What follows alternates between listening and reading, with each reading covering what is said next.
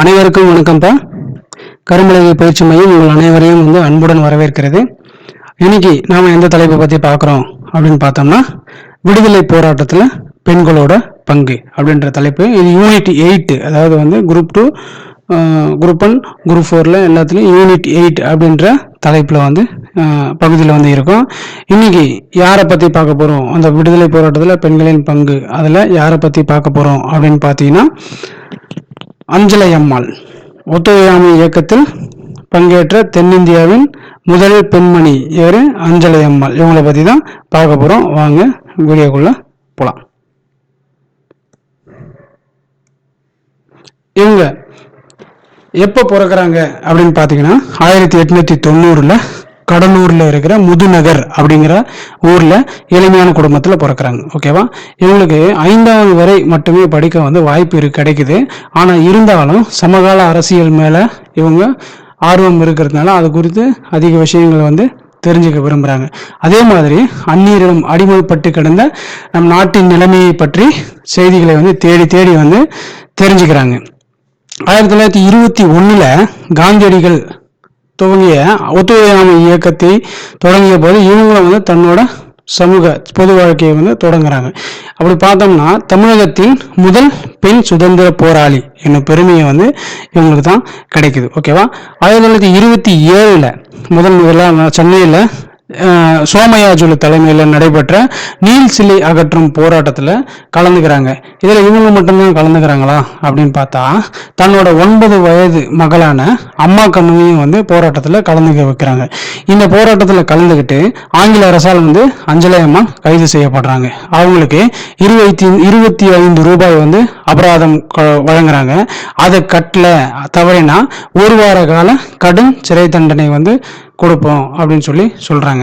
அதுக்கப்புறம் அம்மா கண்ணுக்கு என்ன தண்டனை கொடுக்குறான்னு பார்த்தீங்கன்னா, 4 வருடம் குழந்தைகள் இல்லத்துல வைக்கணும் அப்படின்ற ஒரு தண்டனையை கொடுக்குறாங்க. அடுத்ததா இவங்க ஜெயிலில் இருக்காங்க.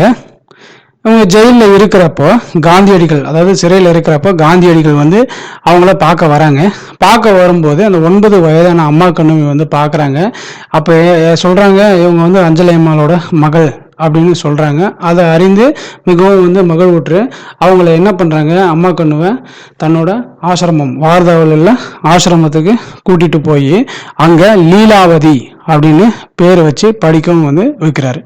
அதுக்கப்புறம் அஞ்சலை அம்மாள் 1930 உப்பு சத்தியாகிரகத்திலும், 1933 சட்ட மறுப்பு மறியலிலும், 1940 தனிநபர் சத்தியாகிரகத்திலும் கலந்துக்கிறாங்க. ஓகேவா. 1942 வெள்ளையனே வெளியேறு போராட்டத்தில் கலந்து கொண்டு பல ஆண்டுகள் சிறையில இருந்து வாடி இருக்காங்க. ஓகேவா. இவங்க எந்த சிறையிலலாம் இருந்தாங்க அப்படின்னு பார்த்தீங்கன்னா, கடலூர், திருச்சி, வேலூர், பெல்லாரி இந்த சிறையில் இருந்திருக்காங்க. இவங்க வேலூர் சிறையில் இருக்கும்போது தான் கருவுற்ற நிலையில் இருந்ததுனால இந்த ஆங்கில அரசு என்ன பண்ணிருக்கு அப்படின்னு பார்த்தீங்கன்னா, இவங்கள மகப்பேறுக்காக வெளியில அனுப்பி அவன் மகப்பேறு முடிஞ்சதுக்கு அப்புறம், குழந்தை பிறந்ததுக்கு அப்புறம் மீண்டும் சிறையில் அடைக்கிறாங்க. ஓகேவா. 1929 நடந்த சட்டசபை, சென்னை சட்டசபை தேர்தலில் கடலூர் தொகுதியில் நின்று ஜெயிக்கிறாங்க. ஓகேவா. இவரோட கணவர் யாருன்னா முருகப்பா. இவரும் பல முறை சிறை சென்ற ஒரு தியாகி தான். அதாவது 1952 சுதந்திர இந்தியாவில் நடந்த முதல் பொது தேர்தலில் அஞ்சலை அம்மாள் கடலூரில் நின்று ஜெயிக்கிறாங்க. இவங்க ஒரு சிறந்த பேச்சாளர். இந்த வெள்ளையனே வெளியேறு இயக்கத்துக்காக, அதுக்காக ஆதரவு திரட்டுவதற்காக சென்னை போன்ற பல நகரங்களுக்கு சென்று தனது பேச்சால அதை வலிமை சேர்க்கிறாங்க. அதுக்கப்புறம் தன்னோட குடும்ப சொத்தையும் குடியிருந்த வீட்டையும் விற்று விடுதலை போராட்டத்திற்காக செலவு செய்கிறாங்க.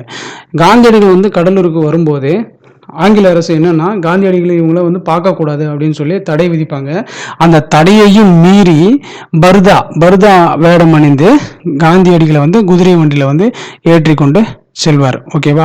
இதனால காந்தியடிகள் இவங்களை என்ன சொல்லுவார்னா, தென்னாட்டின் ஜான்சி ராணி அப்படின்னு சொல்லி அழைப்பாங்க. நல்லவங்க நம்ம என்ன தெரிஞ்சுக்கணும் அப்படின்னா, காந்தியடிகளால் தென்னாட்டின் ஜான்சி ராணி என்று அழைக்கப்பட்டவர் யார் அப்படின்னு கேட்டாங்கன்னா அது அஞ்சலை அம்மாள். ஓகேவா. ஆனா நாம பொதுவாகவே தென்னாட்டின் ஜான்சி ராணி அப்படின்னு யாரை சொல்லுவோம், வேலு நாச்சியார் சொல்லுவோம். ஓகேவா. இது ரெண்டுத்தையும் கன்ஃபியூஸ் பண்ணக்கூடாது.